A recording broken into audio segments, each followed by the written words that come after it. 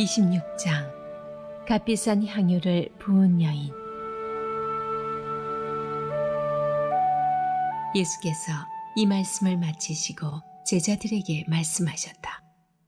이제 이틀 후면 유월절이다. 그때 인자가 배반당하고 넘겨져 십자가에 못 박힐 것이다. 그 순간에 대제사장과 종교 지도자들 무리가 가야바라 하는 대제사장의 직무실에 모여 예수를 몰래 잡아 죽이려는 음모를 꾸미고 있었다. 그들은 말했다. 괜히 폭동이 나는 것은 싫다. 그래서 그들은 유월절 기간에는 그 일을 하지 않기로 뜻을 모았다.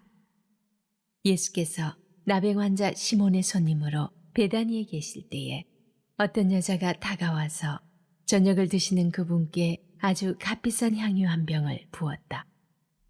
제자들이 그것을 보고 발끈했다. 저렇게 한심한 일을 하다니 이것을 큰 돈을 받고 팔아서 그 돈을 가난한 사람들에게 줄 수도 있었을 텐데. 예수께서 사태를 알아차리고 끼어드셨다. 어째서 이 여자를 괴롭게 하느냐? 이 여자는 지금 나한테 말할 수 없이 소중한 일을 한 것이다. 가난한 사람들은 평생 동안 너희와 함께 있겠지만 나는 그렇지 않다. 이 여자가 내 몸에 향유를 부은 것은 내게 기름을 부어 내 장례를 준비한 것이다. 내가 분명히 말한다. 온 세상에 메시지가 전파되는 곳마다 지금 이 여자가 한 일도 기억되고 기려질 것이다. 그때 12제자 가운데 하나인 가룟 유다라는 자가 대제사장 무리에게 가서 말했다. 그를 당신들에게 넘겨주면 얼마나 주겠소? 그들은 은화 30개에 합의했다.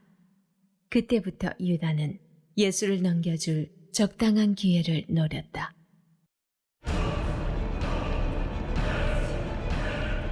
인자를 배반할 자.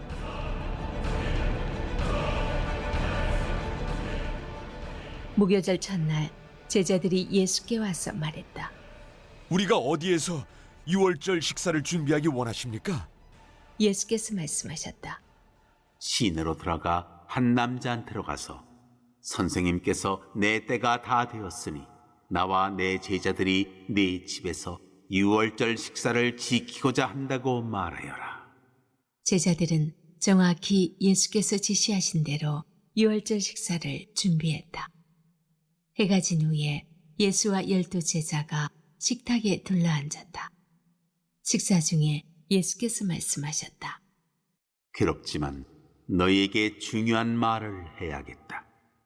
너희 가운데 한 사람이 음모를 꾸미는 세력에게 나를 넘겨줄 것이다. 그들이 소스라치게 놀라서 한 사람씩 돌아가며 묻기 시작했다. 저는 아니겠죠, 주님. 예수께서 대답하셨다. 나를 넘겨줄 사람은 날마다 나와 함께 먹는 사람이고 식탁에서 내게 음식을 건네주는 사람이다. 인자가 배반당하는 것이 성경에 기록되어 있으니 이것이 전혀 뜻밖의 일은 아니다. 그러나 인자를 배반하여 넘겨줄 그 사람은 이 일을 하느니 차라리 태어나지 않았으면 좋았을 것이다. 그때 이미 배반자로 돌아선 유다가 말했다. 라비님, 저는 아니겠지요? 예수께서 말씀하셨다. 유다야, 나를 속일 생각은 마라.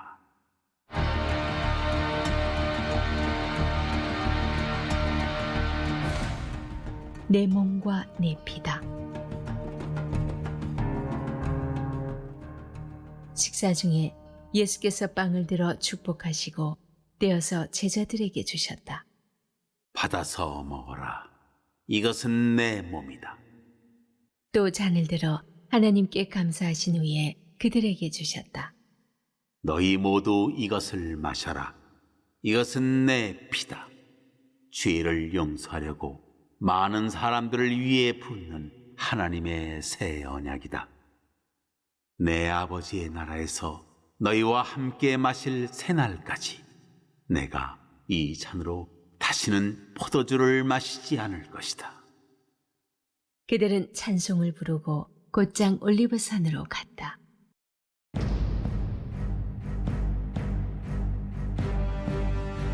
겟세마네 동산에서 기도하시다.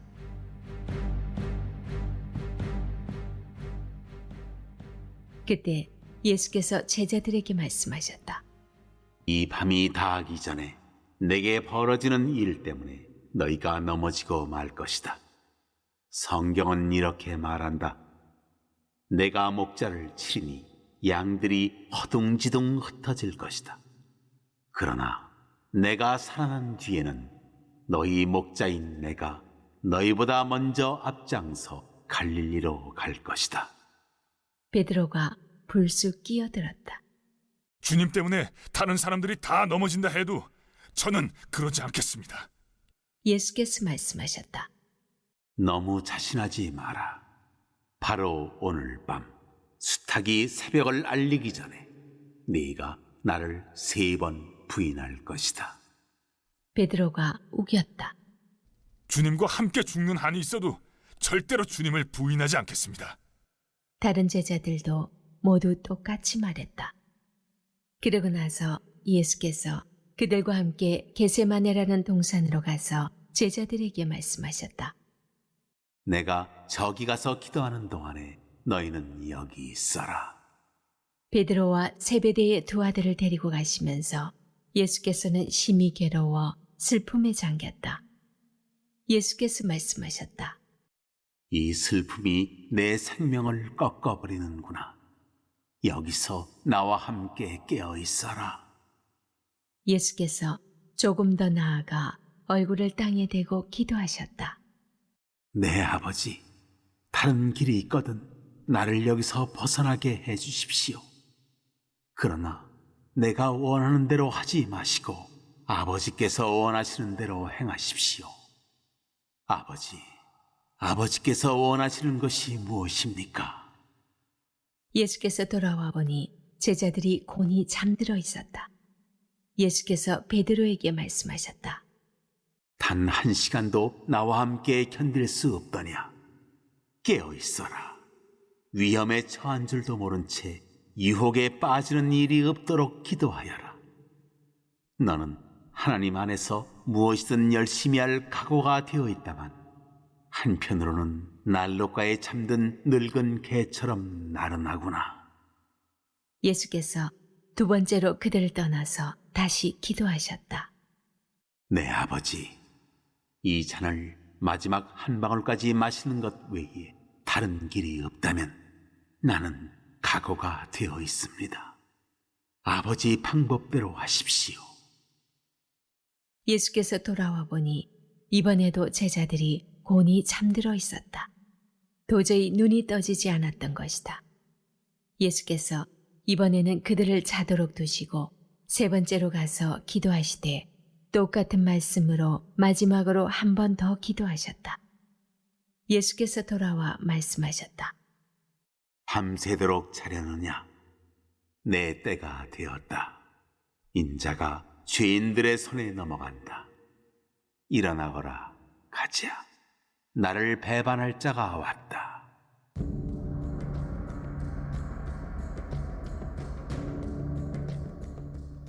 예수께서 잡히시다. 예수의 입에서 그 말이 채 떨어지기가 무섭게 12제자 가운데 하나인 유다가 나타났다. 그 곁에는 대제사장과 종교 지도자들이 보낸 무리가 칼과 몽둥이를 들고 함께 있었다. 배반자는 그들과 암호를 짜두었다. 내가 입맞추는 사람이 바로 그자니 그를 잡으시오. 그는 곧장 예수께 가서 인사하며 입을 맞추었다. 라삐님, 안녕하십니까? 예수께서 말씀하셨다. 친구여, 이 무슨 짓이냐? 그러자 무리가 달려들어 그분을 붙잡아 거칠게 다루었다. 예수와 함께 있던 사람들 가운데 하나가 칼을 뽑아 휘둘러서 대제사장의 종의 귀를 잘라버렸다. 예수께서 말씀하셨다. 그 칼을 도로 꽂아라. 칼을 쓰는 자는 다 칼로 망하는 법이다. 내가 당장이라도 내 아버지께 청하여서 전투 태세를 갖춘 천사 12중대를 여기로 오게 할 수 있다는 것을 너희는 모르느냐? 하지만 내가 그렇게 하면 이런 일이 일어나야 한다고 한 성경 말씀이 어떻게 이루어지겠느냐? 그런 다음 예수께서 무리에게 말씀하셨다. 내가 위험한 범죄자라도 되는 것처럼 칼과 몽둥이로 나를 잡으러 오다니 이게 무슨 짓이냐? 내가 날마다 성전에 앉아서 가르쳤지만 너희는 내게 손 하나 대지 않았다. 너희가 이렇게 한 것은 예언자의 글을 확증하고 성취하기 위해서다. 그때 제자들이 모두 황급히 달아났다.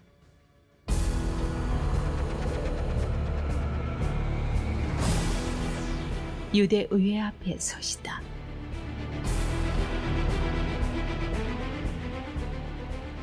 예수를 잡은 무리가 그분을 대제사장 가야바 앞으로 끌고 갔다. 거기에 종교학자와 지도자들이 모여 있었다. 그들이 대제사장의 안뜰에 이를 때까지 베드로는 안전한 거리를 두고 뒤따라갔다. 그는 하인들 틈에 슬며시 섞여서 일이 어떻게 되는지 지켜보았다. 대제사장들은 예수께 사형을 선고하기 위해 유대의회와 공무에 그분을 고발할 죄목을 꾸며내려고 했다. 그러나 많은 사람들이 나서서 줄줄이 거짓 증언을 내놓는데도 믿을 만한 것이 하나도 없었다. 마침내 두 사람이 나와서 이렇게 고발했다. 그는 내가 하나님의 성전을 헐고 사흘 만에 다시 지을 수 있다고 했습니다. 대제사장이 일어서서 말했다. 이 증언에 대해 너는 뭐라고 말하겠느냐? 예수께서 침묵하셨다. 그러자 대제사장이 말했다. 내가 살아계신 하나님의 권세로 너에게 명한다. 네가 하나님의 아들 메시아인지 말하여라. 예수께서 짧게 말씀하셨다. 네가 그렇게 말했다. 그러나 그것이 전부가 아니다. 조만간 네 눈으로 직접 보게 될 것이다.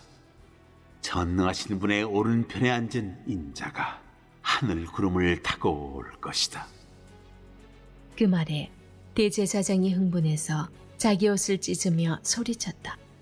이자가 하나님을 모독했소. 그를 고발할 증인이 무슨 필요가 있겠소? 그가 하나님을 모독하는 것을 여러분이 다 들었어. 여러분은 이 신성 모독을 그냥 두고 볼 셈이요. 그들이 일제히 말했다. 그러자 사람들이 예수의 얼굴에 침을 뱉고 그분을 주먹으로 쳤다. 그들은 그분을 때리면서 조롱했다.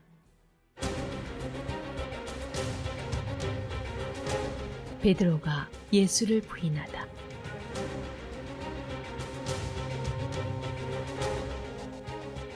그동안 베드로는 안뜰에 앉아 있었다. 한 여종이 그에게 다가와서 말했다. 당신도 갈릴리 사람 예수와 함께 있지 않았나요? 그곳에 있는 모든 사람 앞에서 베드로는 부인했다. 당신이 무슨 말을 하는지 모르겠소. 그가 문 쪽으로 가니 또 다른 사람이 옆에 있는 사람들에게 말했다. 이 사람도 나사렛 예수와 함께 있었소. 베드로는 다시 한번 부인하며 맹세까지 더했다. 맹세하지만 나는 그 사람을 본 적도 없어. 잠시 후에 몇몇 구경꾼들이 베드로에게 다가왔다. 너도 그들 가운데 하나가 틀림없다. 내 사투리를 보면 안다. 그러자 베드로는 너무 두려워서 저주하며 말했다. 나는 그 사람을 모르. 바로 그때 수탉이 울었다. 베드로는 예수의 말씀이 생각났다. 바로 오늘 밤 수탉이 새벽을 알리기 전에 네가 나를 3번 부인할 것이다. 그는 밖으로 나가서 하염없이 흐느껴 울고 또 울었다.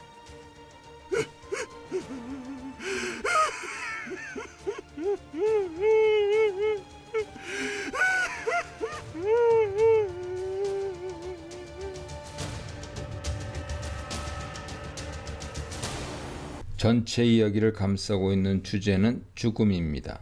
죽음의 기운이 가득하죠. 고난과 죽음 징조들에 대한 이야기입니다. 24장부터 주님은 종말에 대해 말씀하셨습니다. 26장에서는 예수님 자신의 종말에 대해 말씀하십니다. 하지만 예루살렘의 종말과 세상 종말에 대해서 제자들이 새롭게 배워야 했던 것처럼 예수님 자신의 죽으심에 대해서도 새롭게 깨달아야 할 것들이 있습니다. 세상 종말이 주의 재림으로 인한 최종적인 구원과 심판으로 마무리되는 것처럼 예수님 자신의 종말도 부활과 영광의 권세, 기쁨으로 끝날 것입니다.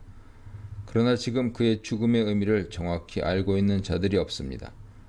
마태는 예수님 죽으심의 참된 의미를 아는 자들과 모르는 자들을 묘사하면서 독자들로 하여금 그 참된 의미와 결말을 깨닫고 받아들이도록 유도합니다. 1절로 5절입니다. 예수님 죽음이 다시 언급됩니다. 여기에는 문맥 차원에서 세 가지로 나눌 수 있습니다. 첫째, 종말론적인 문맥입니다.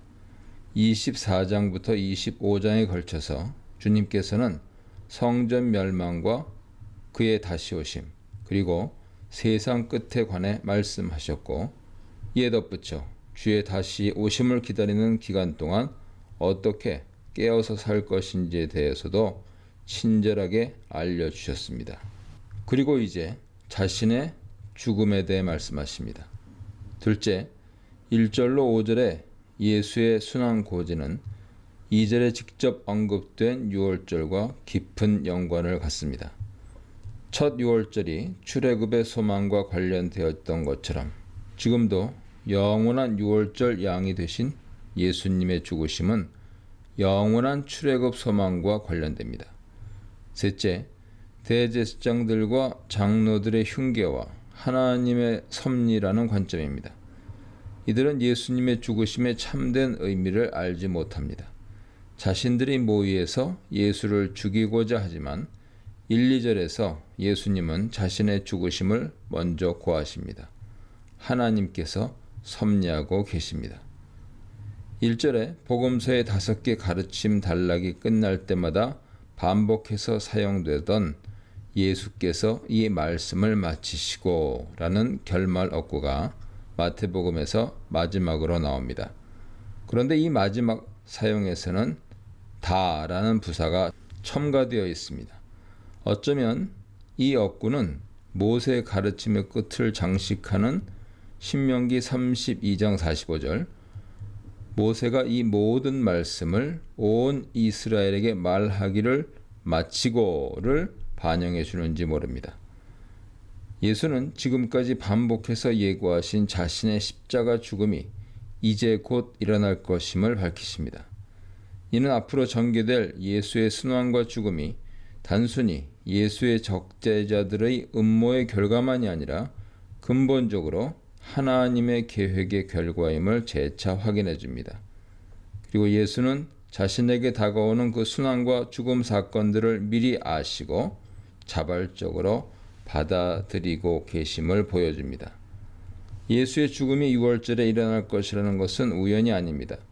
6월절이 애굽에서 이스라엘이 구출을 경험한 사건이고 특히 양이 희생되었다는 사실을 생각할 때 자신의 죽음이 6월절에 일어날 것이라는 예수의 예고는 그 죽음이 자신의 백성을 구원하기 위한 대속 죽음이라는 것을 강력하게 시사합니다. 이제 하나님의 이런 계획이 성취되는 데 있어서 예수의 적대자들이 어떤 역할을 할 것인지 소개됩니다. 적극적인 역할을 한 사람은 대제사장들과 장로들이죠. 그들은 공회 주요 구성원들로서 그들 모임은 상당히 공식적인 의미를 가졌을 것입니다. 그들이 대제사장 가야바 관저에 모여 있다는 것은 이런 공식적인 의미를 더 강력히 시사합니다. 흥미롭게도 가장 강력한 예수 반대자였던 바리새인이 빠져 있습니다. 이는 어쩌면 그들이 자신들의 구전 율법에 기초하여 예수를 죽일 수 있는 타당한 근거를 확보하는 데 실패했음을 시사해 줄 수 있습니다. 이후로 그들은 예수께서 죽으신 후에 대제사장들과 더불어 빌라도에게 그분의 무덤을 지키게 해달라고 요청할 때 다시 한번 나옵니다. 21장 8절 이하에 기술된 예수께 대한 무리의 반응에 비추어 볼 때 대제사장들과 장로들이 백성 가운데 일어날지도 모르는 소요를 두려워하는 것은 당연해 보입니다. 백성을 두려워하는 그들의 이러한 모습은 오로지 하나님의 뜻을 행하시는 데만 관심이 있을 뿐 그 누구도 두려워하지 않으시는 예수의 모습과 좋은 대조를 이룹니다. 6절로 13절입니다. 대제사장과 장로들의 모의에 이어 유다 배반 이야기가 나오지 않고 그 사이에 예수께 향유를 부은 이야기가 끼어 있는 것은 의미심장하죠. 이스라엘 지도자들인 대제사장과 장로들, 심지어 예수의 제자 가운데 하나인 유다는 이스라엘을 위해 오신 메시아 예수를 대적하여 죽이려고 음모를 꾸미는 역설적인 모습을 보이는 데 반해 이름 없는 한 여인은 예수를 메시아로 믿고 그분의 죽음을 미리 준비하는 역할을 보이고 있습니다. 네 복음서 모두 기름 붓는 여인의 이야기를 다 전하고 있습니다. 제자들은 이 사건 의미를 이해하지 못합니다. 그들은 자신들의 눈앞에 보이는 현실 문제에만 집착하고 있습니다. 그래서 여인의 행동을 만류하고 그 향유를 가난한 자들을 위한 구제에 사용해야 한다고 주장합니다. 하지만 예수님은 여인의 행동을 자신의 죽음의 의미를 알고 미리 준비한 좋은 일이라고 평가하십니다. 우리는 예수께 대한 관심이 다른 모든 중대한 관심들보다 우선한다는 중요한 원리를 알아야 합니다. 이 여인에 대해서 아마도 동일한 인물을 묘사했을 요한복음 12장 1절로 8절을 보면 옥합을 깨뜨려 예수의 발에 부은 이 여인의 행동은 그 동기가 예수를 사랑한 때문임을 선명하게 드러냅니다. 죄 많은 여인에게 주님을 사랑하는 것이 더 깊었던 것이죠. 그녀가 받은 죄 사함과 사랑, 감사, 기쁨의 표현이었습니다. 중요한 사실은 예수께서 이 여인의 낭비 같아 보이는 섬김을 자신의 죽음에 대한 예표와 기념으로 받아들이셨다는 것이죠. 여기서 예수님은 자신의 순환과 죽으심의 의미를 명확히 드러내십니다. 그것은 죄인들을 위한 죽으심입니다. 이런 해석은 26장 서두 2절에서 6월절을 배경으로 전체 문단이 시작한 이유와도 일치하죠. 14, 16절입니다. 세 번째로 마태가 예수의 죽으심의 의미를 이해하지 못하는 인물로 등장시키는 것은 유다입니다. 15, 16절에 넘겨준다는 표현이 2번 나옵니다. 하지만 2절에는 주께서 자신이 팔리리라고 미리 말씀하셨습니다. 예수를 잡아 죽이려고 흉계를 꾸몄던 대제사장들이나 장로들도, 그리고 예수를 넘겨주려 했던 유다도 이를 이미 예언하시고 알고 계셨던 예수님의 뜻과 계획 안에 있습니다. 유다가 은 30을 받았다는 것은 스가랴 11장 13절에서 이스라엘의 참 목자를 은 30에 팔아넘긴 사건이 배경이 됩니다. 나중에 26장 31절에서 스가랴 13장 7절에 치심을 받은 목자와 흩어진 양무리를 언급하는 것은 이상한 일이 아니게 되는 것이죠. 예수님은 자신의 양무리를 위해 죽음에 넘겨지시는 것이고 그분은 스스로 이 길을 택하셨음이 명백히 드러납니다. 하나님 자신의 뜻이었기 때문이죠. 이 문단에서는 순종과 흉계, 헌신과 준비, 제자의 배반에 대해 묵상해 보시기 바랍니다. 17, 19절입니다. 무교절은 니산월 15일에 시작하여 21일까지 7일 동안 계속됩니다. 그리고 무교절이 시작되는 전날인 6월절은 니산월 14일이죠. 유대인 규례상 6월절 식사는 무교절 첫날 곧 니산월 15일 저녁에 하도록 되어 있었고 이를 위해 6월절 곧 니산월 14일 오후에 6월절 양을 잡도록 되어 있었습니다. 하지만 요한은 이 6월절 만찬이 유대인들의 공식 6월절 음식을 먹는 날인 니산월 15일 하루 전이었음을 분명히 밝혀줍니다. 그렇다면 예수께서는 니산월 14일 저녁에 유월절 음식을 드시고 그날 오후 늦게 우리 시간으로는 다음 날 십자가에서 돌아가신 것으로 보입니다. 유대인들이 흔히 무교절 기간에 유월절까지 포함시킨 것을 고려하면 마태 기록이 실수라고 보기는 어렵죠. 예수는 유월절 식사 전에 자신이 죽을 것을 내다보시고는 그 전날 미리 식사하신 것으로 보입니다. 유월절 음식 잡수실 것이라는 표현을 마가복음 14장 12절에서는 무교절 첫날 곧 유월절 양 잡는 날로 표현합니다. 유월절 모티프가 계속되는 것이죠. 예수님의 대속적인 죽음이 주제이기 때문입니다. 18절의 내 때라는 표현은 요한복음에서 예수께서 죽고 부활하사 성령을 주시는 때와 유사한데 이런 표현이 요한복음의 특징만 아니라 사복음서 모두 원래부터 예수님 말씀과 행하심에 충실함을 보여줍니다. 특히 마태복음 안에서 때, 카이로스는 하나님께서 정하신 결정적인 시점, 곧 성취의 때 또는 완성의 때를 의미했습니다. 여기서는 예수의 죽음의 때를 의미하죠. 예수는 유월절 식사가 하나님 계획의 결정적인 성취인 자신의 죽음과 연관되어 있음을 밝히신 것입니다. 유월절 의미를 생각한다면 유월절 만찬을 준비하시는 일에 예수님이 주도적이라는 사실이 흥미롭습니다. 그 자신의 죽으심에도 역시 주도적이며 이것도 요한복음만의 특징은 아니죠. 공관복음서 이런 장면들이 요한복음에서 더욱 부각되었을 뿐입니다. 예수님은 자신의 죽음의 때를 인지하고 무지한 제자들과 함께 자신의 죽으심을 적극 준비하시는 모습을 보여줍니다. 20절로 24절입니다. 보통 유월절 만찬은 집안 가장을 중심으로 가족들이 함께 모여 앉아 먹고 기념하게 됩니다. 하지만 주님은 새로운 하나님의 가족, 하나님의 뜻을 행하는 자들로 가족을 삼으셔서 그들과 함께하고 계시죠. 보통 유월절 만찬 때에는 가장이 축사를 하고 복을 빈 다음 포도주를 먼저 들고 가족들과 함께 마신 후에 질문과 대답 형식으로 유월절 의미에 대해 가르치는 관례가 있습니다. 하지만 지금 마태는 주님과 제자들 사이의 대화를 기록합니다. 그런데 그 대화 내용이 겉으로는 예수님 자신을 팔아넘기는 배반에 관한 이야기지만 실제로는 예수께서 그런 경로를 통해서 죽음에 남겨지는 결정적인 부분에 관한 것입니다. 저들은 분명 유월절 어린 양 고기를 먹고 있었을 것입니다. 그리고 주님은 자신을 죽음에 넘겨줄 배신에 대해 말씀하고 계십니다.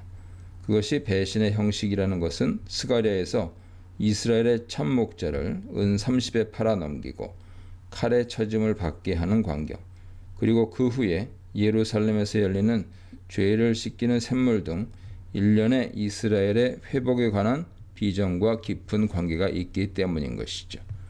여기 배반을 가리킬 때 사용된 표현인 팔다, 직역하면 넘겨주다인데요.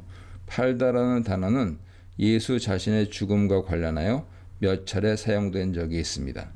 그러나 그것들에서 예수를 누가 넘겨줄 것인지는 밝히지 않았는데 이제 예수를 넘겨줄 자가 12 제자들 중 하나라는 사실이 선언되자 제자들은 엄청난 충격 속에 몹시 슬퍼하지 근심하지 않을 수 없었을 것입니다. 배신자가 사악한 음모를 꾸미고 있는데 이에 아랑곳하지 않고 예수는 음식을 나누고 있었던 것이죠. 함께 식사한다는 것은 우호, 즉 저기를 버렸음을 의미합니다. 그런데 배반을 당한 것이죠. 예수의 충격적인 선언에 직면한 제자들은 각각 자신은 아니라는 사실을 확인하기 시작합니다. 나는 아니지요. 이것은 부정적인 대답을 기대하는 질문입니다. 이런 질문에 대한 예수의 답변은 21절의 선언과 크게 다르지 않았습니다. 나와 함께 그릇에 손을 넣는 그가 나를 팔리라. 빵이나 쓴 나물을 국에 찍어 먹는 광경이 배경입니다. 또 예수께서 너희 중에 한 사람 곧 나와 함께 먹는 자가 나를 팔리라 하신 것은 시편 41편 9절의 표현을 생각나게 하죠.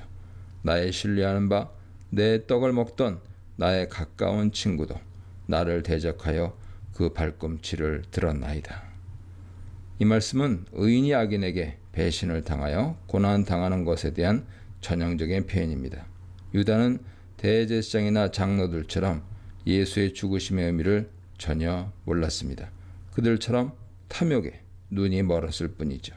악한 자는 그 자신의 악으로 심판받으며 망하지만 하나님의 뜻과 섭리는 그 모든 것을 넘어서서 믿는 자들, 의인들의 구원을 이루십니다. 이렇게 선언하신 후에 예수는 자신의 죽음이 제자들 중 하나의 돌발적인 배반에 의한 것이 아니라 이미 예언된 것임을 분명히 하십니다. 24절에서 예수는 자신이 기록된 대로 죽음에 넘겨질 것이라고 선언하신 것이죠. 인자는 자기에 대하여 기록된 대로 가거니와. 다만 그 과정에서 자신의 탐욕에 의해 실족하는 사람은 자기가 당할 심판을 받을 뿐 하나님의 구속 역사와 섭리는 아무런 방해를 받지 않는다고 하십니다. 인자를 파는 그 사람에게는 화가 있으리로다. 그 사람은 차라리 태어나지 아니하였더라면 제게 좋을 뻔하였느니라. 배반자의 행동에는 변명의 여지가 없습니다. 주님은 말씀에 기록된 대로 곧 하나님의 뜻과 섭리에 따라 죽음에 넘겨주시는 것이죠. 하나님의 뜻, 그분의 의지가 결정적인 요인이고 이에 대한 예수님 자신의 자발적인 순종이 결정적이었습니다. 배반자의 죽음 역시 운명적인 희생이 아니라 스스로 자초한 멸망이었죠. 25절입니다. 이런 예수의 선언을 듣고도 가룟 유다는 회개하지 않습니다. 그의 반응은 오직 마태만 기록하고 있습니다. 랍비여, 나는 아니지요. 이건 역시 부정적인 대답을 기대하는 질문입니다. 유다는 자신의 문제를 내놓고 회개하기보다는 그 문제를 감추는 가식적인 질문으로 반응한 것이죠. 유다의 질문은 다른 제자들의 질문과 동일합니다. 하지만 한 가지 다른 점이 있습니다. 다른 제자들은 예수를 주여라고 부릅니다. 그런데 가룟 유다는 예수를 랍비여라고 부르고 있습니다. 이는 유다가 예수를 어떻게 생각했는지 단적으로 보여줍니다. 왜냐하면 마태복음에서 예수를 주여가 아닌 선생님이나 랍비로 부르는 자들은 흔히 불신자들이었기 때문이죠. 22장 24절 36절 보세요. 유다의 질문은 겟세마네에서의 그의 입맞춤만큼이나 위선적입니다. 유다는 이미 대답을 알고 있기 때문입니다. 그런 유다 질문에 예수는 간단히 대답합니다. 네가 말하였도다. 예수의 이 답변은 간접적이지만 그 질문 내용을 긍정적으로 인정하시는 것이 분명합니다. 이것은 말하는 사람에게 책임을 지우는 조건부 긍정문이죠. 네 자신의 말이 진실을 가리키고 있다. 이 문단에서는 유월절 준비, 제자들의 근심, 가룟 유다의 흑심에 대해 묵상해 보시기 바랍니다. 26절부터입니다. 이 단락에서 우리는 예수의 순환 이야기 핵심을 만납니다. 예수의 죽음을 내다보게 해줄 뿐 아니라 그 죽음의 신학적 의미를 알게 해줍니다. 26절로 30절입니다. 유월절 만찬 장면인데요. 떡을 떼고 축사하시고 잔을 가지사 감사 기도하시고 중간중간에 말씀하시는 장면입니다.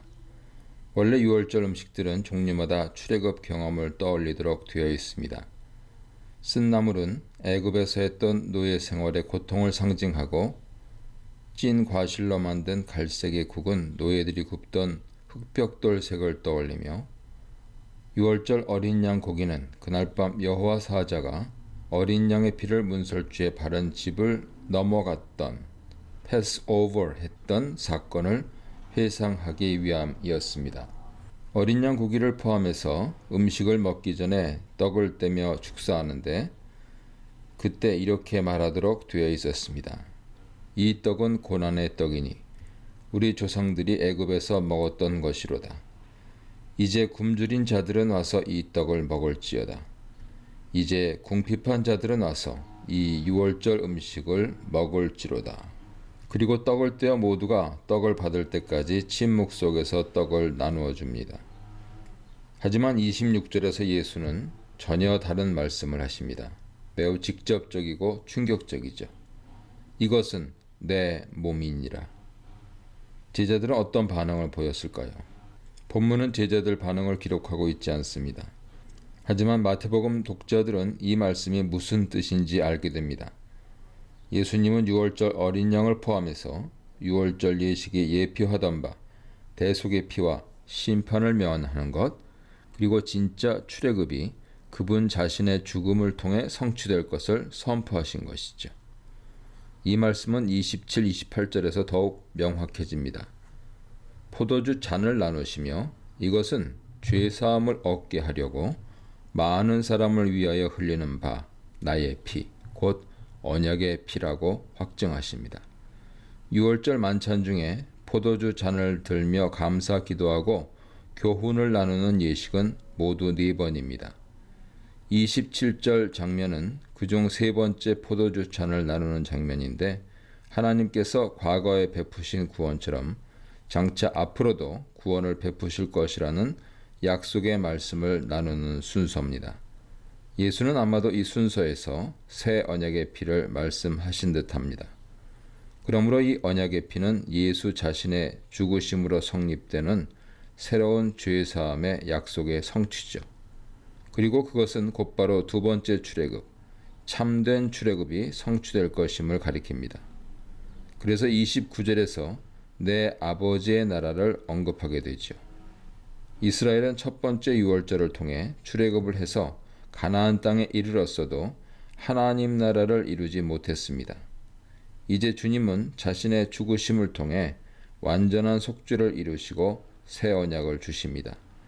이 새 언약을 통해 하나님 나라에 이르는 자들이 거기서 그분과 함께 새 포도주로 마실 것입니다.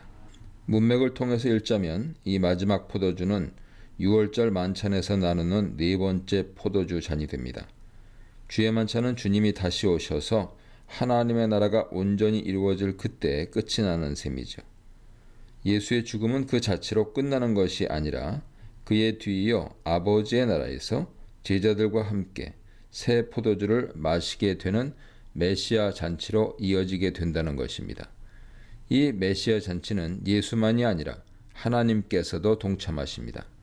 원래 그 4번째 잔은 출애굽기에서 나는 여호와라 내가 애굽 사람의 무거운 짐 밑에서 너희를 빼어내며 너희를 건지며 너희를 구속하여 맹세한 땅으로 너희를 인도하고 하는 말씀과 관련되어 있었습니다. 이제 온전한 어린 양 되신 예수님 죽으심을 통해 그의 보혈을 믿고 의지하는 자는 심판을 면하여 영원한 하나님 나라에 이를 약속을 얻는 것이죠. 30절을 보면 마치 그 나라에 이미 이른 것처럼 기쁘고 감격스러운 분위기가 감지됩니다. 그들은 신실하신 하나님의 놀라운 은혜를 찬미하며 감람산으로 나아갔습니다. 6월절 전통을 따라 찬송하며 간 것입니다. 31, 32절입니다. 하지만 기쁨도 잠깐이었습니다. 찬송도 잠깐이었습니다. 십자가 없는 부활은 없습니다. 고난 없는 영광은 없습니다. 제자들은 그것을 알지 못합니다. 주님은 곧바로 그 찬미 속에서도 냉엄한 진리를 말씀하십니다. 방금 전까지 기쁨으로 함께 찬송하던 제자들은 모두 주님을 버릴 것입니다. 예수님은 스가랴 13장 7절을 인용하며 말씀하시죠. 당신 자신이 바로 그 목자시기 때문입니다. 스가랴 9장에서 14장은 종말에 하나님께서 이스라엘 즉 구약 언약 백성을 어떻게 회복하실 것인지에 대한 청사진입니다. 중심 인물은 9장 9절에서 어린 나귀를 타고 오시는 겸손한 왕이시죠. 11, 13장에서는 이스라엘의 참된 목자요 은 30에 팔리는 그리고 칼에 치심을 당하는 목자입니다. 버림받는 목자입니다. 그의 죽음이 있은 후 예루살렘에서는 죄를 씻는 셈이 터집니다. 대략 이런 종말의 그림이죠. 주님의 죽으심은 특별히 스가랴 9장에서 14장에 계시된 그 예언의 말씀대로 진행됩니다. 마태복음 26장으로 돌아와 32절에서 그러나 내가 살아난 후에 너희보다 먼저 갈릴리로 가리라 하는 표현도 목자에 관한 용어입니다. 원래 목자는 양무리 앞에서 그들을 인도하는 관행을 배경으로 한 표현이죠. 주님은 새로운 길을 여십니다. 죄사함의 길을 여시고 사망 권세를 깨뜨리십니다.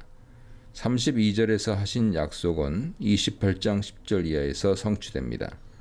마태복음은 예수님을 종말에 오리라 했던 이스라엘의 참된 목자, 그 다윗 같은 목자로 그려냅니다. 그 목자가 이스라엘을 인도할 목자이며 목자 없이 흩어진 양들을 긍휼히 보셨던 그 목자이시고 장래에 온 민족들을 자기 앞에 모아 심판할 그 인자이신 심판주 목자요, 스가랴 예언에 따라 이제 양무리를 위해 자기 목숨을 내어주시는 목자입니다. 주님은 참된 목자십니다. 우리는 이 목자에게 돌아왔는지, 그분을 믿고 사랑하며 따르는지 적용해야 하겠습니다. 33, 35절입니다. 목자는 양의 생명을 위해 자신의 목숨을 내어줍니다. 베드로는 예수님의 죽으심의 의미를 전혀 알지 못합니다. 자신이 누구인지, 무엇을 할 수 있고 무엇을 할 수 없는지도 모릅니다. 구속사적인 의미에서 제자들은 아직 성령을 받지 못했습니다. 예수께서 죽으시고 부활하셔서 보내실 성령을 받지 못했습니다. 성령의 역사 없이 십자가 의미를 깨닫지 못합니다. 십자가를 통과하지 않고 주를 따를 수 없습니다. 주님은 충성스러운 제자 베드로, 하지만 자신이 무슨 말을 하는지도 모르는 죄인 베드로에게 말씀하십니다. 내가 진실로 진실로 네게 이르노니 오늘 밤 닭 울기 전에 내가 3번 나를 부인하리라. 베드로는 완강히 부인했지만 주님의 말씀은 참되었습니다. 베드로는 주님의 말씀이 황당했을 것입니다. 자신이 했던 말이 진실이며 그것을 굳게 확신했을 것입니다. 믿음은 내가 틀렸고 주님의 말씀이 언제나 맞다는 사실을 인정하는 것입니다. 이 문단에서는 새 언약의 만찬, 흩어짐과 기다림, 다짐과 부인에 대해 묵상해 보시기 바랍니다. 36, 39절입니다. 이제 마태는 주께서 제자들을 데리고 겟세마네 동산으로 가셔서 함께 기도의 시간을 가지시는 장면을 그립니다. 유월절 만찬을 마친 늦은 밤이죠. 거기서 철야 기도를 하십니다. 겟세마네는 올리브산 기슭에 위치한 동산으로서 예수께서 예루살렘 사역을 하시는 동안에 제자들과 함께 종종 야영지로도 사용한 정기적인 회합 장소였습니다. 따라서 가룟 유다도 예수께서 이날 밤 이곳에 머무실 것을 알고 있었을 것입니다. 예수께서 이런 사실을 알면서도 겟세마네로 가신 것은 자신의 고난과 죽음의 운명을 철저히 자발적으로 받아들이고 계심을 보여줍니다. 여기서 우리는 주님의 태도와 제자들의 태도가 서로 비교된다는 것을 확인할 수 있죠. 주님께서 가시는 길과 제자들이 가는 길이 점점 더 달라집니다. 간격이 크게 벌어짐을 볼 수 있죠. 이것은 이미 31절에서 주님께서 스가랴 13장 7절을 인용하여 내가 목자를 치리니 양의 떼가 흩어지리라 하신 그대로입니다. 주님께서는 이 말씀을 하시면서 오늘 밤에 너희가 다 나를 버리리라고 예언하셨습니다. 36절에서 46절까지의 본문은 이 말씀이 점점 더 실현되는 단계적인 과정을 보여줍니다. 36절에서 주님께서 제자들을 데리고 가서 기도 훈련을 시키시고 베드로와 세베대의 두 아들 곧 야고보와 요한을 데리고 가서 자신의 기도하시는 고통스러운 모습을 그대로 보여주시는 장면은 주님께서 얼마나 참으로 놀라운 목자요 교사신지 드러내줍니다. 이는 또한 예수님과 아버지 하나님 사이의 관계에 관한 소중한 정보들을 얻게 하죠. 특히 예수의 인성의 실질적인 측면들을 발견하게 합니다. 예수의 기도에 관한 또 하나의 중요한 단락인 히브리서 5장 7절로 10절은 아마도 이 단락이 소개하는 이야기를 토대로 삼고 있는 것으로 보입니다. 기도하라는 예수님 명령에 대해 세 제자들은 한결같이 실망스러운 모습을 보이지만 주님은 그 이후를 알고 계십니다. 그들의 실패 이후 주께서 부활하시고 그들에게 성령을 주실 때 그들이 지금 눈으로 보고 손으로 만지고 경험하고 있는 주님의 이런 모습은 그들에게 얼마나 큰 교훈과 지침이 되겠습니까? 목자이신 주님은 당장의 제자들의 실망스러운 모습에 개의치 않으시고 끝까지 사랑하며 가르치십니다. 저들은 주님의 순환과 죽으심에 대한 살아있는 증인이 될 것입니다. 지금 주님께서 함께 기도하러 데리고 가신 베드로, 요한, 야고보는 지금 단계에서는 미련하기 짝이 없는 제자들입니다. 베드로는 자기가 누군지, 무엇을 할 수 있고 또 없는지도 분간 못하는 철없는 신앙을 가진 자이고, 세베대의 아들들인 야고보와 요한은 주님께 누가 큰 자인가 경쟁하여 주께 영광의 자리를 요구했던 무지한 자들이었습니다. 이렇게 보면 베드로, 요한, 야고보 이 세 제자들 사이에 누가 크고 높은 자인가에 대한 말없는 경쟁이 있었을 수도 있습니다. 주님이 이 셋을 기도에 참여시키신 이유가 무엇일까요? 그들에게 고난의 잔을 마셔야 하는 십자가 길에 대해 가르치려 하신 것입니다. 죽음을 위해 기도로 준비하는 현장에서 그들도 자신들이 공언한 죽음을 위해 예수와 함께 깨어서 기도로 준비할 기회를 주려 하신 것으로 보입니다. 지금은 주님이 마셔야 하는 잔을 전혀 이해하지 못하지만 결국 저들도 후에는 주님의 그런 십자가 지시는 모습을 따라올 것입니다. 양들은 목자를 따르기 마련이죠. 목자는 하나님 뜻에 순복하는 모습, 양들을 위해 자신을 희생하는 참 목자된 모습을 보여주어야 합니다. 목자는 양들의 지금 당장의 모습이 아니라 주께서 변화시켜 주실 모습을 믿고 기다리며 끊임없이 가르쳐야 합니다. 주님께서 제자들에게 있는 그대로 노출하신 고뇌의 모습과 기도하시는 처절한 모습은 당황스러울 만큼 진솔하고 인간적입니다. 예수께서 슬퍼하고 괴로워하신 이유는 불분명하죠. 죽음에 대한 공포 때문인지도 모릅니다. 하지만 아마도 많은 사람들의 죄를 짊어지고 죽는 가운데 경험해야 하는 하나님의 진노와 그 결과 그분께 버림을 당해야 하는 운명 때문이었을 것입니다. 얼굴을 땅에 대고 엎드려 기도하시는 모습은 하나님께 대한 철저한 순복과 백성들을 위한 회개를 강구하는 선지자들의 모습을 떠올리게 합니다. 주님도 그 고난의 잔을 마시기 어려워하셨습니다. 지나가기를 구하실 만큼 솔직한 기도를 드리고 계십니다. 하지만 나의 원대로 마시옵고 아버지의 원대로 하옵소서라고 결론을 내리십니다. 이는 이미 성령에 이끌려 광야에서 시험 받으셨을 때에 말씀으로 승리하신 그 모습을 그대로 견지하셨다는 사실을 보여주죠. 여기서 제자들은 기도의 참된 모범을 보았을 것입니다. 기도는 진솔해야 합니다. 가식적이고 형식적인 기도로는 우리의 중심을 꿰뚫어 보시고 그 앞에서 아무것도 감출 수 없는 하나님의 존전 앞으로 나아갈 수 없습니다. 그분 앞에 나아갔다면 진솔해야 합니다. 하지만 그분의 말씀에 내 뜻을 쳐서 복종시키는 자세로 나아가야 합니다. 기도란 내 뜻을 관찰하여 하나님을 설득하는 것이 아니라 하나님의 뜻에 내 뜻이 꺾이고 내가 설복되도록 하나님의 영의 능력과 그 은혜에 나를 맡기는 행동입니다. 40절로 46절입니다. 40절에서 주님은 베드로에게 말씀하십니다. 주님을 절대로 버리지 않겠다던 베드로는 벌써 그럴 조짐을 보이고 있습니다. 사람이 결심하는 것과 행하는 것은 다르죠. 그것이 다른 이유는 자신이 의지하고 있는 자기 자신이 누구인지 진정 알지 못하기 때문입니다. 주님은 철저히 하나님을 의지하는 모습을 보여주십니다. 예수님의 기도는 내가 죽게 되었다는 고민의 토로에서 시작하여 나의 원대로 마시옵고 라는 핵심에서 승리하고 결국 아버지의 원대로 하옵소서 라는 결론에 이릅니다. 참된 기도는 하나님을 내 뜻으로 조종하는 데 성공하는 것이 아니라 하나님의 뜻에 내가 복종되는 기쁨을 누리는 것이죠. 그것이 성령 충만의 결과입니다. 성령으로 기도한 기도의 결과는 항상 하나님의 뜻, 하나님 말씀에 순종하는 것이죠.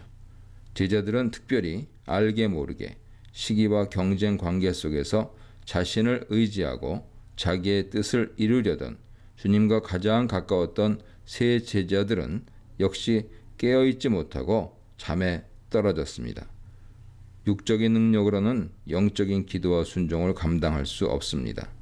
십자가를 통과하지 않고는 영적인 사람으로서 영적인 하나님 요구에 순복할 수 없습니다.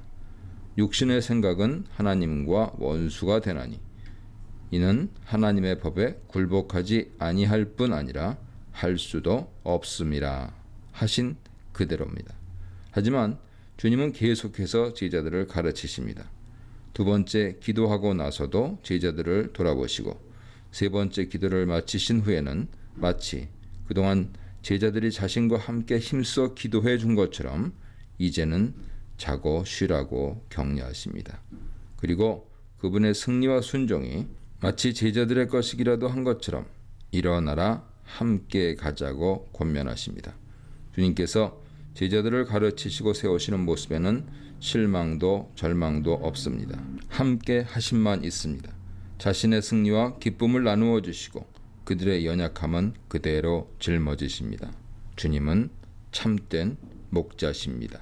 이 문단에서는 예수님의 고민과 기도, 제자들의 무지와 잠, 예수님의 기도와 순종에 대해 묵상해 보시기 바랍니다. 47절부터입니다.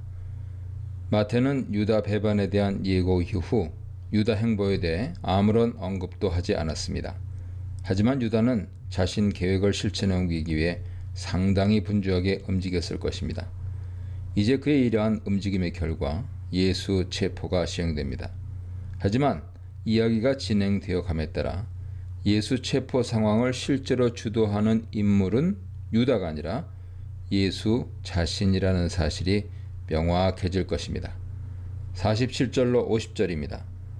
47절에서 유다를 가리켜 열둘 중에 하나라고 표현합니다. 이는 좁은 문맥에서는 31절에서 너희가 다 나를 버리리라 하는 말씀을 생각나게 하죠. 더 넓게는 복음서에서 12제자를 택하여 옛 언약 백성을 회복하시고자 한 주님의 뜻에 따라 이스라엘 전체를 대표하는 표현입니다. 그래서 12 중에 하나는 12 곧 이스라엘 전체를 대표할 수도 있고 또 이스라엘의 일부 메시아이신 예수에게 나아오지 않았던 대제사장들과 장로들과 같은 유대 지도자들과 믿지 않았던 군중들을 대표할 수도 있습니다. 31절에서 예수께서 스가랴 13장 7절을 인용하여 내가 목자를 치리니 양의 떼가 흩어지리라 하신 말씀을 고려하면 전체적으로 옛 언약이 성취되고 새 언약이 세워지는 거대한 구속사적 전환과 진전이 이루어지고 있음을 감지할 수 있습니다. 복음서가 기록하는 예수님의 순환과 죽으심은 상당 부분 스가랴 9장에서 13장에 나타난 종말의 이스라엘의 심판과 회복에 관한 예언들을 배경으로 합니다. 유다와 함께한 큰 무리는 아마도 성전 경비병들이 주축이 된 공회 관할 병력으로 보입니다. 유다는 무리와 미리 짠 대로 예수께 다가와 랍비여 안녕하시옵니까? 라고 인사합니다. 존경, 화해, 사랑의 표현인 입맞춤과 안녕하시옵니까? 카이레라는 인사는 유다 의도와는 정반대되는 가식적인 내용이죠. 그런 가식적인 인사에 예수께서는 친구여, 내가 무엇을 하려고 왔는지 행하라고 하십니다. 여기 무엇을 하려고 왔는지를 직역하면 네가 왜 왔느냐입니다. 몰라서 물으시는 것이 아니라 유다에게 왜 왔는지 다시 생각해 보라는 의미로 주신 기회입니다. 다른 경우 내가 하려고 온 일을 하여라 하는 식의 명령으로 번역하는 것도 가능합니다. 하지만 이 번역은 유다가 자신이 해야 할 일을 이미 했기 때문에 적절하지 않습니다. 다른 한편으로는 내가 이것을 위해 왔구나 라는 식의 탄식으로 번역할 수도 있죠. 이 경우 예수는 유다가 하나님 목적을 이루기는 하지만 그의 운명이 죽음이라는 것을 한탄하시는 것으로 이해할 수 있습니다. 뒤의 경우가 가장 자연스러워 보이죠. 예수의 말씀이 끝나자 무리가 예수를 붙잡았습니다. 마태복음 26장 15절에서 대제사장들은 유다에게 은 30을 넘겨주는데 이 모티프 역시 스가랴에서 옵니다. 11장 12절 보세요. 그리고 그 판값을 성전에서 토기장이에게 던지는데 마태복음에는 유다가 결국 그 은 30을 성소에 던져 넣습니다. 스가랴 11장 13절, 마태 27장 5절 보세요. 대제사장들이 그 돈을 거두어 토기장이 밭을 산 것으로 기록합니다. 대제사장들이 그 돈이 성전고에 남는 것을 두려워했듯이 유다가 예수를 판 돈을 성소에 던져 넣은 것은 중대한 의미가 있습니다. 성전은 이스라엘 중심이고 이스라엘이 상징하는 모든 것이며 삶의 중심이라 할 수 있죠. 그 성전의 성소에 예수를 판 돈이 던져진다는 것은 이스라엘의 죄값이 그 성전으로 대표되는 이스라엘 자신에게 돌아감을 뜻합니다. 그것은 스스로의 죄값, 그들의 참 목자이신 이스라엘의 하나님을 실어버린 대가로 자초한 심판이죠. 유다가 결탁한 유대 지도자들, 그들의 참 목자로 오신 메시아 예수를 거절하고 배반하고 죽음에 넘긴 이스라엘은 결국 이 파멸의 길로 갑니다. 스스로 양무리를 위해 죽음을 택하신 그들의 목자를 마치 강도를 잡아들이듯 칼과 몽치를 가지고 나타난 것은 간교한 흉계 이상 아무것도 아니었습니다. 51절 55절입니다. 예수가 붙잡히자 예수와 함께 있던 자들 가운데 하나가 칼을 빼어 대제사장의 종을 쳐 귀를 떨어뜨립니다. 그는 누굽니까? 예수와 함께 있던 자 중에 하나는 요한복음 증언에 의하면 베드로였고 종 이름은 말고였습니다. 그렇다면 이 사건의 핵심은 무엇입니까? 요한복음에서는 예수님의 체포와 순환 그리고 죽으심이 예수님 자신의 순종과 권세로 된 것임을 강조합니다. 말고의 귀를 고쳐주시며 아버지께서 주신 잔을 내가 마시지 않겠느냐 말씀하십니다. 한편 누가복음은 이것까지 참으라 하시고 그 귀를 만져 낫게 하십니다. 환자를 돌보심과 끝까지 고난을 인내하시는 주님의 모습을 강조하고 있죠. 마가복음과 유사한 방식으로 기록하는 마태의 특징은 무엇입니까? 먼저 52절에서 네 칼을 도로 칼집에 꽂으라. 칼을 가지는 자는 다 칼로 망하느니라 교훈하십니다. 주님은 12군단이 더 되는 천사들을 동원하실 수 있는 권세가 있는 분입니다. 하지만 그렇게 하지 않으십니다. 칼을 가지는 자는 다 칼로 망한다고 하심으로써 로마 제국 유대주의 지도자들의 권세와 그들의 나라가 서는 방식과 하나님의 나라가 서고 진행되는 방식이 전혀 다름을 교훈하십니다. 사실 예수는 산상수훈에서 제자들이 비폭력 원리를 따라 살아야 할 것을 가르치셨습니다. 하지만 제자들은 이 원리를 잊어버리고 폭력을 폭력으로 대항하고 있는 것이죠. 따라서 예수는 이 기회에 그 원리를 재확인시켜 주십니다. 이것은 또한 초대교회의 매우 중요한 지침이었습니다. 후에 로마가 초대교회를 핍박할 때 교회는 그 이전 젤롯 땅이 갔던 폭력 항거의 길로 나아가지 않았습니다. 교회는 예수의 길, 고난, 순교의 십자가의 길을 따라갔습니다. 그 길은 어리석어 보입니다. 하지만 교회가 이 세상에서 증거해야 하는 것은 하나님 나라의 현존 그리고 그 가치입니다. 교회는 공의를 지키기 위해 선지자적인 역할을 다해야 합니다. 하지만 그것이 전부는 아니죠. 세상 앞에서 십자가의 길, 의인으로서 악인들을 대신하여 악을 선으로 갚는 길, 그들을 그리스도와 하나님 앞으로 인도하는 참된 제사장의 길을 가야 합니다. 예수는 또한 베드로에게 내가 내 아버지께 구하여 지금 12군단이 더 되는 천사를 보내시게 할 수 없는 줄로 아느냐고 책망하십니다. 예수는 사람들의 무력적인 도움이 필요한 무기력한 희생자가 아닙니다. 그는 하나님의 뜻을 행하기 위해 스스로 붙잡히기를 선택하신 것이죠. 56절입니다. 주님께서 칼을 든 자들에게 칼로 복수할 것을 허락하지 않으신 중요한 이유가 또 있습니다. 54절에서 내가 그렇게 하면 이런 일이 있으리라 한 성경이 어떻게 이루어지겠느냐 하신 맥락을 이해해야 할 것을 요구하십니다. 마태복음은 이 사건을 마무리하면서 주님께서 구약의 약속의 말씀들을 성취하려 하셨다는 점을 강조합니다. 예수님께서 구약 말씀들을 성취하러 오셨다는 것은 마태복음이 처음부터 강조하는 중요한 사상이죠. 결국 칼 잡은 자들에게 대항하여 칼로 맞서지 않고 십자가로 맞서라고 이르신 분은 하나님 자신이십니다. 그것이 하나님 자신의 뜻임을 예수께서는 명확히 아시고 순종하셨습니다. 이로써 스가랴 13장 7절에서 예언하신 말씀과 그와 연관된 종말의 이스라엘 회복과 하나님 나라의 오심이 실현되는 길이 열리게 된 것입니다. 이 문단에서는 칼과 몽치를 든 자들, 배반의 키스를 한 제자, 스스로 잡히신 예수에 대해 묵상해 보시기 바랍니다. 57, 58절입니다. 57절에 보면 시간적으로 생각할 때 예상치 못한 광경이 벌어짐을 알 수 있습니다. 때는 유월절 만찬이 끝나고 난 깊은 밤중이거나 예수님과 제자들이 겟세마네 동산에서 기도했던 시간을 고려하면 이른 새벽일 수 있습니다.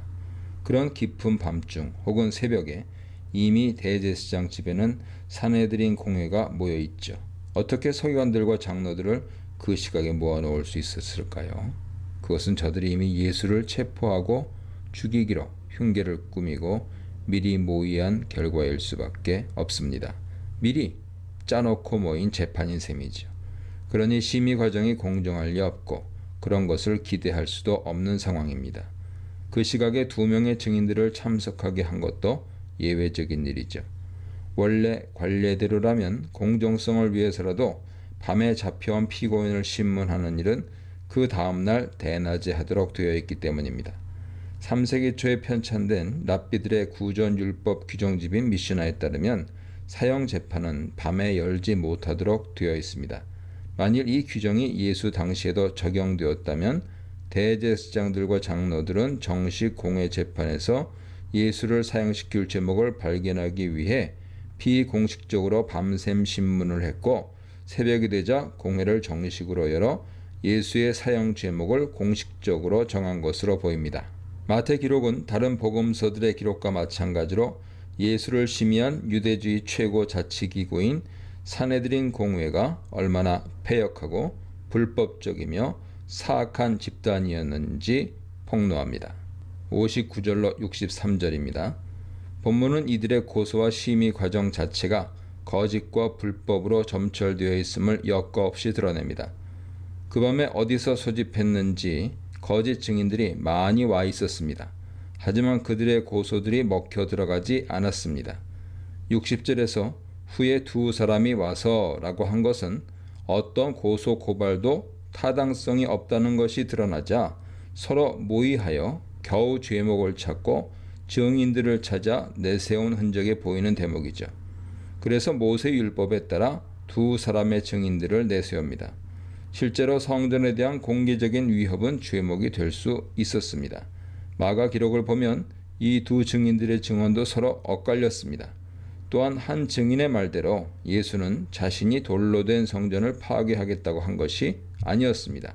너희가 이 성전을 헐라 내가 사흘 동안에 일으키리라 하심으로써 사흘 동안 일으키겠다는 것이었지 자신이 성전을 파괴하겠다는 말은 아니었습니다.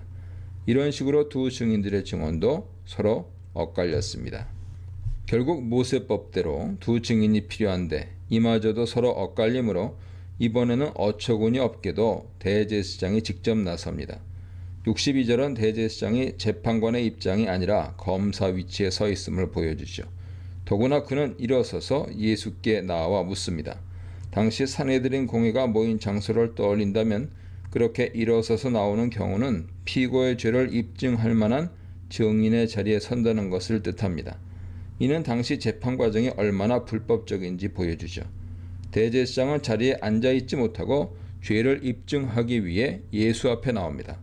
반면에 예수는 침묵 속에서 담담하고 권위 있게 서 있습니다. 조금씩 입장이 서로 바뀌어 보입니다. 64, 68절입니다. 62, 63절에서 예수님은 대제사장이 앞서 고소한 성전에 관한 제목에 대해 침묵하셨습니다.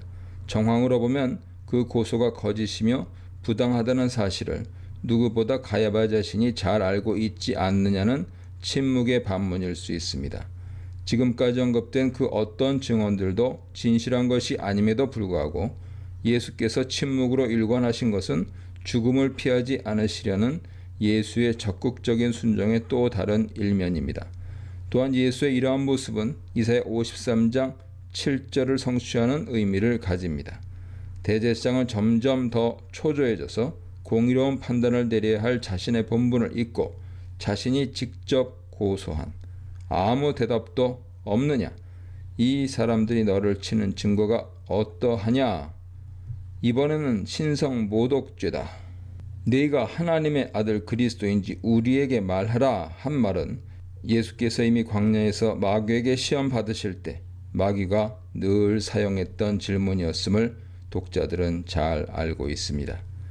대제사장은 이렇게 처참하게 신문을 당하고 심지어 자기 추종자들마저 떠나버린 채 홀로 남은 예수가 과연 어떻게 그리스도가 될 수 있는가라는 식으로 빈정거리는 질문을 던지고 있는 것이죠. 그러자 예수께서 더 충격적이고 놀라운 선언을 하십니다. 비록 빈정거림일지라도 그것은 예수께서 누구이신지를 적절히 보여주고 있기 때문입니다. 네가 말하였느니라. 여기에 그치지 않습니다. 이후에 인자가 권능의 우편에 앉아 있는 것과 하늘 구름을 타고 오는 것을 너희가 보리라. 이 말씀은 다니엘 7장 13절과 시편 110편 말씀을 함께 사용하여 그 말씀들이 자신에게 성취될 것임을 선포한 것입니다. 인자가 구름을 타고 오실 때는 모든 민족들을 그 앞에 모아놓고 심판하십니다. 무슨 말입니까? 장차 오셔서 모든 사람들을 심판하실 그 심판주가 지금 대제사장 앞에 서 계신 것이죠. 그러면 누가 심판받을 자이고 누가 재판관입니까? 대제사장 정도가 만유의 주여 온 세상의 심판주 앞에 감히 서서 그를 고소하는 격이 되었습니다. 예수께서 대제사장의 질문에 대하여 네가 말하였느니라고 하신 것은 가야바가 이 전능하고 공의로운 심판주 앞에서 스스로를 고소한 자가 자기 당착적인 짓거리를 한 셈이라는 뜻입니다. 이제 대제사장에게는 두 선택이 남습니다. 속히 엎드려 머리를 조아리고 죄 사함을 구하든지 아니면 예수를 죽여 없애든지. 자신이 계속해서 성전 우두머리로 사내들인 재판관 노릇을 하려면 인자이신 예수, 장차 오실 전능자요 심판주이신 그리스도를 부인해야만 하는 것입니다. 물론 사악한 가야바는 죽을 길을 택했습니다. 그는 자기 옷을 찢으며 예수를 신성모독죄로 규정하고 사형을 구형했습니다. 이제 어둠은 잠시 승리하는 듯이 보일 것입니다. 그것은 잠시 예수께서 부활하시기 전 이틀간일 뿐입니다. 그동안 저들은 마귀 수하에 붙잡혀 어둠의 어리석은 짓들을 할 것입니다. 67, 68절은 당시 유대주의 최고 법정인 산헤드린 공회가 거룩하고 공의로운 모세의 법을 갖고 있으면서도 얼마나 불안당 같은 불의한 집단이었는지 보여줍니다. 당시 유대법으로도 최종적인 재판 결과가 나오기 전에 어떤 죄인도 구타당하거나 고문에 처해질 수 없었습니다.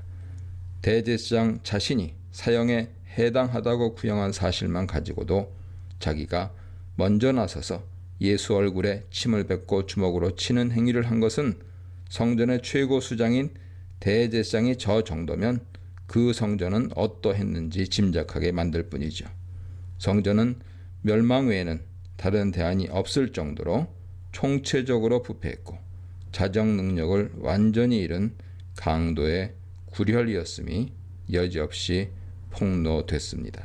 이 문단에서는 많은 증인, 거짓 증거, 예수님의 침묵과 시인, 종교 지도자들의 신성 모독에 대해 묵상해 보시기 바랍니다. 69절부터입니다. 본문은 베드로가 예수를 부인하는 장면입니다. 앞문단과 대조를 이룬다는 것을 쉽게 할 수 있죠. 예수는 산헤드린 공회 앞에서 신문받고 베드로는 가야바 집들 어딘가에서 하인들 앞에서 신문받는 셈입니다.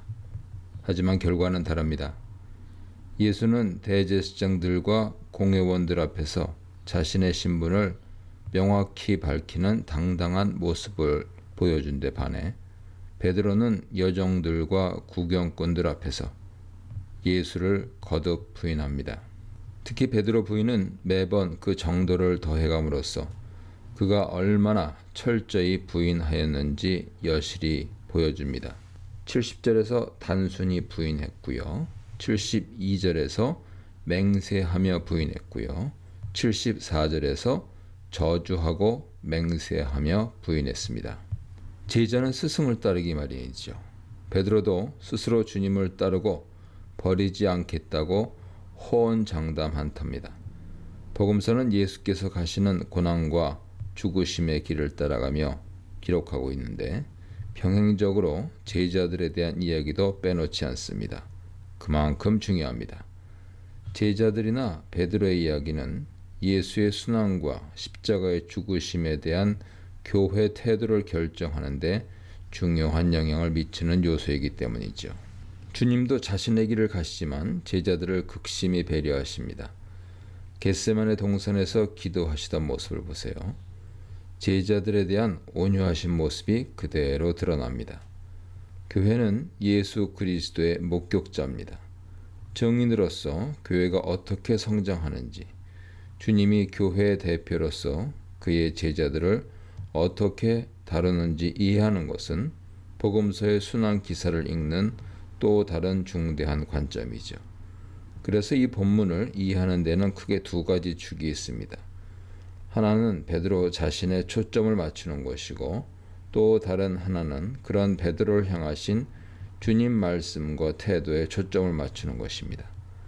이 둘을 조화롭게 긴장 가운데서 균형을 잘 유지하며 읽어야 합니다. 69, 70절입니다. 먼저 베드로의 첫 번째 부인 장면입니다. 69절에 한 여종이 나타나죠. 71절에도 다른 여종이 나타납니다. 73절에는 곁에 섰던 사람들이 나옵니다. 점진적이죠. 여종들이 둘입니다. 증인으로서는 충분하죠. 더 흥미로운 것은 앞서 예수의 신문 과정에서는 많은 거짓 증인들이 동원되었다는 점입니다. 하지만 소위 베드로 신문 과정에서 나타나는 증인들은 모두 자발적으로 사실을 이야기합니다. 그만큼 대조적입니다. 주님은 거짓 증인들 앞에서 참된 사실을 증언하시고 베드로는 사실을 말하는 증인들 앞에서 거짓으로 둘러댑니다. 완전히 반대입니다. 여종이 예수를 갈릴리 사람이라고 지칭한 것은 아마도 경멸 표시였던 것 같습니다. 베드로는 미궁으로 빠져들고 있습니다. 제자가 스승을 쫓는 자라면 베드로는 완전히 반대 방향으로 내달립니다. 이것이 주님의 3년 사역의 결과라니요. 70절에서 베드로가 나는 네가 무슨 말을 하는지 알지 못하겠노라고 한 것은 둘러대는 말입니다. 거짓말인데 능숙한 거짓말이죠. 전혀 상관없는 일에 자신을 엮지 말라는 부탁입니다. 하지만 진실을 향한 신문은 거기서 그치지 않습니다. 특히 그가 모든 사람 앞에서 부인했다고 기술합니다. 아마도 마태에게는 베드로 부인의 심각함을 10장 33절에 예수의 경고 누구든지 사람 앞에서 나를 부인하면 나도 하늘에 계신 내 아버지 앞에서 그를 부인하리라에 비추어 이해하려는 의도가 있었던 것 같습니다. 71, 72절입니다. 베드로가 주님을 두 번째로 부인하는 장면입니다. 베드로는 그 자리를 피하려 했습니다. 하지만 진실을 피할 수 없습니다. 다른 여종이 나타났고 이 두 번째 증인은 베드로가 나사렛 예수와 함께 있었다고 증언했습니다. 첫 번째 증인에게는 그녀의 말을 알지 못하겠다고 대화 자체를 거부하고 부인했지만 이번에는 주님 자신을 부인합니다. 나는 그 사람을 알지 못하노라. 베드로는 자신이 증언해야 하는 기회를 부인했을 뿐 아니라 직접적으로 주님을 부인합니다. 73, 74절입니다. 베드로가 세 번째로 부인하는 광경입니다. 그런가 하고 조금 시간이 지났지만 진실을 향한 신문은 계속됩니다. 이번에는 곁에 섰던 사람들이 나와 베드로에게 말합니다. 점점 더 많은 사람들이 증언대에 서는 셈이죠. 앞선 문단에서 주님의 경우에는 순서가 반대였습니다. 먼저 많은 거짓 증인들이 나왔고 그 후에 두 증인이 세워졌습니다. 하지만 베드로의 경우에는 먼저 두 여종이 나서고 그 다음 많은 증인들이 나섭니다. 주님의 경우에는 거짓 증언들이었고 베드로 경우는 사실을 말한 증인들이라는 차이가 있습니다. 주님의 경우는 거짓 증인들이 점점 더 줄어가는 형태였고 베드로 경우는 사실을 말하는 증인들이 점점 더 늘어나는 형태였습니다. 진리는 점점 더 강성해지지만 거짓은 점점 더 궁지에 몰립니다. 빛은 점점 더 밝아오지만 어둠은 점점 더 쫓겨갑니다. 새벽이 오고 있었습니다. 이번에 그 곁에 선 사람들은 베드로에게 너도 진실로 그 도당이라 증언하고 베드로 억양이나 갈릴리 사투리를 지적합니다. 해변가인 갈릴리 지방에 다소 드센 억양으로 말하는 사투리가 있었음을 짐작하는 것은 어렵지 않습니다. 이번에도 베드로는 부인합니다. 이번에는 저주까지 합니다. 이번에도 주님을 직접 부인합니다. 나는 그 사람을 알지 못하노라. 하지만 실제로는 그 곁에 섰던 사람들이 주장했던 대로 베드로는 그 도당, 즉 예수님을 따라다녔던 제자들의 무리마저 부인한 셈입니다.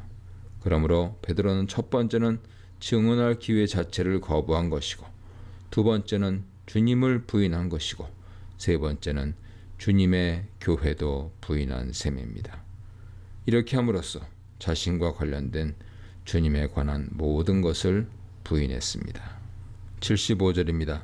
74절 끝에는 베드로가 세 번째 부인한 후에 곧 달기 울었다고 기록합니다. 마가복음 기록을 참고하면 74절에 달기 운 것은 세 번째 달기 운 것을 가리키는 듯합니다. 중요한 것은 주님 말씀이 그대로 이루어졌다는 것입니다. 75절에 베드로는 달기 울자 예수님 말씀이 생각났다고 기록하고 있습니다. 그러므로 주님은 베드로가 자신을 부인할 것을 알고 계셨음을 분명히 합니다. 그것은 주님이 베드로를 포기하지 않을 것임을 시사합니다.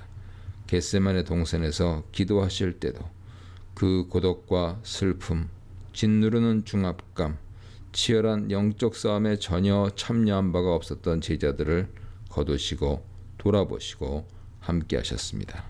주님은 그런 분이십니다. 베드로가 지금 주님을 부인하지만 주님은 베드로를 정확히 아셨고 그분의 말씀대로 되어간다는 것은 그분이 베드로를 포기하지 않고 계시다는 사실을 알려줍니다. 또 한 가지는 말씀의 중요성입니다. 베드로는 자신이 누구인지, 무엇을 할 수 있는지, 무엇을 할 수 없는지도 모르는 사람입니다. 그는 무모하게 자신이 주님을 버리지 않을 수 있을 것이라 생각했습니다. 자신을 몰랐던 사람입니다. 베드로는 주님께서 하신 말씀을 생각하고 고꾸라졌습니다. 주님이 그 자신을 더 정확히 알고 계셨습니다. 우리는 누구라도 말씀 앞에 서고 그 말씀의 빛이 우리의 중심을 관통하지 않으면 결코 우리 자신이 누군지도 주님이 누구신지도 알 수 없습니다. 십자가를 통과하지 않은 신앙으로는 주님을 따를 수 없습니다. 이 문단에서는 여종의 추궁과 베드로의 부인, 예수를 알지 못한다고 부인하는 베드로, 저주하여 맹세하는 베드로에 대해 묵상해 보시기 바랍니다.